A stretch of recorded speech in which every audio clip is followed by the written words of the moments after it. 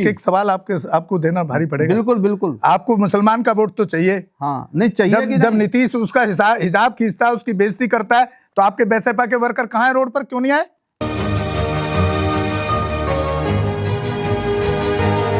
देखिए वो मैं ये नहीं कह रहा अब आपको मुसलमान वोट क्यों दे? मैं ये नहीं बता रहा, कारण तो बताइए। मैं ये नहीं कह रहा दो, हम कह रहे मत दो, लेकिन जो कम हुआ उसका सवाल का जवाब दिया है मैंने। कम क्यों हुआ? तो वो वही मैं करने के लिए क्या करने वाले हैं? तो करने के लिए आप उनकी आवाज नहीं बनेंगे, आप किसी विशेष वर्ग की आवाज नहीं बनेंगे, और उसका इस तरह की जहालत टाइप का बिहेव किया जा रहा है, उनकी आवाज नहीं बनेंगे तो आपको वोट क्यों करेगा? देखिए अभी 27 में अगर आपने ये मानसिक स्थिति बना दी कि 27 में मतलब जो है अखिलेश की सरकार नहीं बन रही, इंडिया की सरकार नहीं बन रही, बसपा की सरकार बन रही है, तो यही मुसलमान जो है जो 100% दिए थे अखिलेश के लिए, यही बसपा के लिए अपना आप सर हम परिस्थिति बनाने को तैयार हैं। आप बसपा के जितने भी लीडर हैं, आप बोलिए, हम डेली एक एपिसोड करेंगे उन पे। हम तो पैसा तो नहीं मांग रहे किसी से। आपके बसपा का कोई लीडर यहाँ पे इंटरव्यू देने के लिए तैयार नहीं होता है। किसकी इंस्ट्रक्शन से? ये आपकी बहुत अच्छी बात है। जब आप सोशल मीडिया पे जाकर के अपनी बात को रखने नहीं देंगे, सिर्फ एक बहन जी बोलेंगे अकेले, क्या और पार्टियों के सिर्फ प्रवक्ता नहीं है क्या? हाँ मतलब आपने ये तय कर लिया है कि बसपा का जो एजेंडा है वही दुनिया के अंदर बेस्ट है, बाकी सबका नहीं है। कांग्रेस के प्रवक्ता नहीं है क्या? भाजपा के नहीं है? चंद्रशेखर कौन सा अकेला बोलता है क्या? उसके प्रवक्ता भी बोलते हैं ना, रविंदर भाटी हो, जो भी रखे हैं। आपके पार्टी में क्यों नहीं तो बोलते हैं? जब आप सोशल मीडिया पे जाएंगे नहीं, ऐसा नहीं है, बिल्कुल नहीं जाते आप लोगों के बीच में जाएंगे नहीं। मैं तो आज पहली बार देख रहा हूँ आपको। मैं तो खुद आपके यहाँ सीपी सिंह को मैं इनवाइट कर चुका हूँ, लक्ष्मण को इनवाइट कर चुका हूँ। एक तो आप हैं क्योंकि आप पुराने हैं, बुजुर्ग हैं। अब मैं तो बुजुर्ग ही कहूंगा। मैं भी मतलब बीएसपी में नहीं हूँ। एक आपके अजीत गौतम साहब हैं जो वो मिशन के आदमी हैं, वो आ जाते हैं कभी कभी। तो जब तक आप अपनी बात को रखेंगे नहीं लोगों के बीच में, उठा पिटा के दिल्ली में, मैं तो दिल्ली में रहा हूँ शुरू से, दिल्ली की राजनीति की है, मैं यूपी में भी रहा, खटीक भाईचारा कमेटी के अंदर मेरठ एंड सहारनपुर मंडल। अब मेरे जैसा डेडिकेटिव आदमी, कार्यकर्ता आज पार्टी के लिए काम छोड़ने के लिए मजबूर क्यों हुआ? चाकुओं का अटैक झेले मैंने, अभी आपको ऑफ कैमरा बताया था पहले, आपको शायद याद था या नहीं था, जलेबी चौक कल्याणपुरी में, जिसके लिए साहब ने थाने पे पथराव किया, काशीराम साहब ने। आज जब किसी कार्यकर्ता के साथ ऐसी पोजीशन आती है तो हमारा बड़ा लीडरशिप वहां से गायब होता है, क्यों? नहीं अभी ये सवाल है सर। देखिए और सवाल आप नहीं उठाएंगे, सवाल हम इन नेताओं से, हमारे अपने ही नेता है ना, अगर हम उनसे सवाल नहीं करेंगे और वो उसमें बदलाव नहीं लाएंगे तो फिर कैसे होगा? नहीं अभी थोड़ा परिवर्तन तो हुआ है उसमें। जैसे आपका ये आकाश आनंद है जो सेकंड और थर्ड मतलब बनाई जा रही है जी, उसमें बोलते हैं, ऐसा नहीं है, अब मीडिया में भी आना शुरू हो गए हैं। लेकिन जो तुम आप जिला स्तर की बात और मतलब प्रदेश स्तर के जो लोग हैं वो थोड़ा डरते हैं पद के लिए कि पद न चला जाए। लेकिन केसी पिप्पल तो कभी पद के लिए डरता नहीं है और न पद के लिए कभी मरा है, तो इसलिए वही आदमी बोल सकता है जो मिशन के लिए काम करता है। आपको भी हमने क्लास लगाया आज कि सर आप एक ही चैनल को, एसएम न्यूज को इंटरव्यू देते हो। बिल्कुल क्यों देते हो भाई? एक ही को क्यों देते हो? आपके लिए तो जितना भी सोशल मीडिया, बहुजन मीडिया काम कर रहा है तो आपके लिए काम कर रहा है ना। हमारे क्रॉस क्वेश्चन आप जवाब दीजिए। बिल्कुल, ये अच्छी लोगों को ऑप्शन मिलेगा उसका। अच्छी बात है, इसको फेस करना चाहिए। सवाल जवाब के लिए जब तक फेस नहीं करेगा तब तक आदमी मतलब प्रगति कैसे कर सकता है? मैं तो सर इतना आदमी, मेरे से आप कहो पार्टी के, हालांकि मैं पार्टी में नहीं हूँ, पार्टी काम नहीं कर रहा हूँ, हमको ये बताइए कि अगर काशीराम साहब इस समाज को खड़ा करने के लिए कन्याकुमारी से कश्मीर तक साइकिल यात्रा कर सकते हैं, तो आपका एक जिला का अध्यक्ष कम से कम जिले में तो साइकिल लेकर के गांव-गांव जाकर के यात्रा कर सकता है, क्यों नहीं कर सकता है?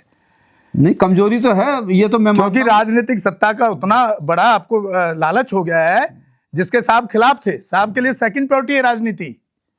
तो जब तक आप वो काम नहीं करेंगे तो आपके पास में कैसे वो चाबी आएगी पॉलिटिकल की इज द मास्टर की, जिसको बार बार वहां एग्जाम्पल देने में तो सब माहिर हैं, क्योंकि वो 4-6 कोट पढ़ लिए हैं, बस 4-6 चीजें याद कर रखी हैं नेताओं ने, वही बोलेंगे बस। वहां पे जमीन पे काम करना बहुत जरूरी है, ये मैं आपकी बात को पूरी तरह से सहमत। वहां बोलेंगे पढ़े लिखे, बाबा साहब कहते थे पढ़े लिखे लोगों ने धोखा दिया। अरे आप खुद क्या कर रहे हो?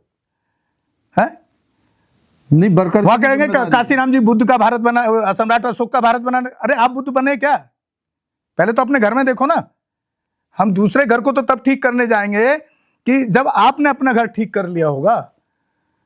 नहीं, उनको जितना काम दिया जाता है उस हिसाब से करते हैं, ऐसा नहीं है, लेकिन मतलब उसको आप बिल्कुल भी इग्नोर नहीं कर सकते।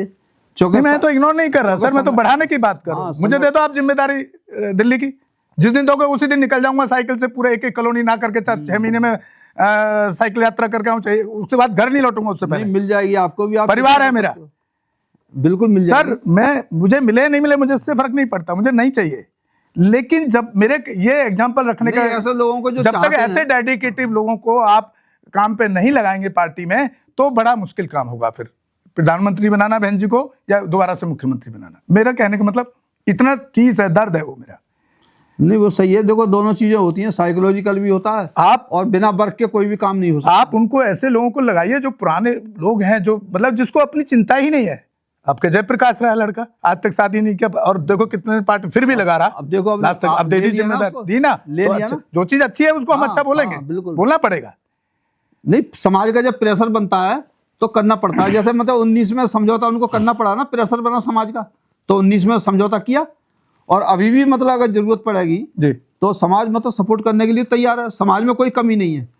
चलिए साथियों, काफी लंबी चर्चा हो गई। सर कोई आखिरी मैसेज देना चाहते हैं समाज के लोगों को, देश के लोगों को? जी, मैं यही कहूँगा कि जो भी गौतम जी ने अभी सवाल पूछे, बहुत ही तीखे सवाल थे, लेकिन अच्छे सवाल थे, और सभी मतलब उससे जुड़े हुए थे, समाज से भी जुड़े हुए थे, भारत की राजनीति से जुड़े हुए थे। और इन्होंने जो आपका चैनल है बहुजन दस्तक, ये बहुत अच्छा चैनल है, उनका बहुत अच्छा सेटअप है। उनके स्टूडियो में बैठा हुआ हूँ, देख करके मुझे काफ़ी खुशी हुई, और मैं समझता हूँ और समाज के लिए है पूरा, कोई कमर्शियल एक्टिविटी नहीं है। जैसे आपने बताया डेडिकेशन के बिना पैसा लिए हुए और समाज के लिए समर्पित भाव से जिस चैनल के माध्यम से बहुत काम कर रहे हैं। तो मैं बहुजन समाज के नेताओं से और कार्यकर्ताओं से ये अपील करूँगा कि इनकी सेवाओं के लिए ज़रूर हासिल करें, और इसका समाज के लिए फ़ायदा मिले, और यही मेरा सभी से अनुरोध है। और अगर ऐसा करेंगे तो मैं समझता हूँ जो मैं आज इनके स्टूडियो में आया हूँ, मेरा जो मकसद है ये पूरा होगा। और हम दिल्ली प्रदेश में ही नहीं, क्योंकि दिल्ली प्रदेश में तो ये खुद ही काम करते रहे हैं, सहारनपुर में भी इन्होंने काम किया है बसपा के लिए, इनको चाकू भी लगा था जब मैं सर इलाहाबाद तक गया हूँ मीटिंग, इलाहाबाद, मिर्जापुर, लखनऊ, कहाँ नहीं गया मैं। तो एक बहुत अच्छा मतलब इन्होंने काम किया है। तो इनकी आप सोचिए, जब बहन जी ने ये नोएडा का उद्घाटन किया, दलित प्रेरणा स्थल, मैंने अपने कैमरे से पूरा उस दिन के उस प्रोग्राम को शूट किया है, और वो लोग मेरे पे उंगली उठाते हैं। अरे भाई आप काम कीजिए, उंगली उठाना बंद कीजिए। तो मैं बस यही कहना चाहूँगा कि आप जो है सकारात्मक भाव अपनाइए, और जो काम के लोग हैं उनको साथ लाएं। और मैं समझता हूँ कि मेरा मैसेज ये बहन जी तक ज़रूर पहुँचाएगा। और भाई आकाश आनंद जी हैं जो नए मतलब उभरते हुए सितारे हैं, उसके लिए उनके पुत्री पैदा हुई है, उनके लिए भी बहुत बहुत बधाइयाँ देना चाहता हूँ आपके चैनल के माध्यम से। और बड़ी खुशी की बात है कि गौतम जी फिर से और ऊर्जा के साथ में काम करें, इसके लिए इनका सहयोग लें। और इसी के साथ मैं सभी अपने साथियों को और जो देख रहे हैं दर्शक, उनको सबको मुबारकबाद देना चाहता हूँ नई साल की। जय भीम, जय भारत। साथियों बहुत बहुत शुक्रिया केसी पीपल साहब का, हमसे बहुत सीनियर हैं। तो आज काफ़ी दिन से चर्चा चल रही थी कि सर आप आएँ कभी स्टूडियो, तो आज बड़ा कीमती टाइम निकाल करके उन्होंने जो अपना एक्सपीरियंस शेयर किया, और मैंने जो पुराने होने के नाते कुछ ऐसे नाम भी आपके सामने रखे जो आज भी समाज के लिए लड़ रहे हैं, किसी न किसी रूप में लड़ रहे हैं। तो बहुत बहुत धन्यवाद है, साधुवाद है सर को। और आप लोगों से भी अपील है कि हमारे दोनों ही channel Bahujan Dastak news and constitution को ज़्यादा से ज़्यादा देखें, शेयर करें, सब्सक्राइब करें, और फेसबुक, इंस्टाग्राम, ट्विटर पेज को भी फॉलो करें। इसी के साथ मैं आपसे विदा लेता हूँ। जय भीम, जय भारत, जय संविधान। धन्यवाद साथियों। Thank you. हमारे चैनल लाइक, शेयर, सब्सक्राइब देखना मत भूलिएगा। जय भीम, जय भारत, जय संविधान। नमो बुद्धाय। धन्यवाद। चैनल आर्थिक समस्या से गुजर रहा है। अगर आप बहुजन समाज में बाबा साहेब आम्बेडकर और तथागत बुद्ध की विचारधारा को अधिक से अधिक लोगों तक पहुंचाना चाहते हैं तो हमें आर्थिक सहयोग प्रदान करें, ताकि हम अपने चैनल के माध्यम से देश विदेश में समता, बंधुता, एकता और संवैधानिक अधिकारों को ज्यादा से ज्यादा लोगों तक पहुंचा सकें। आप अपनी सहायता राशि नीचे लिखे खाते में जमा करा सकते हैं। खाता धारक गौतम रत्ना, खाता संख्या 3169576865 IFSC कोड SBIN 0060336, बैंक भारतीय स्टेट बैंक। आप हमारे बैंक खाते का विवरण स्क्रीन पर भी देख सकते हैं। जय भीम जय भीम। मैं गौतम रत्ना गौतम फिल्म्स प्रोडक्शन में आपका स्वागत करता हूं। आप हमारे प्रोडक्शन हाउस के अंदर अपना कैरियर बना सकते हैं as a film director, as a producer and actor and actress and editor and cinematographer also.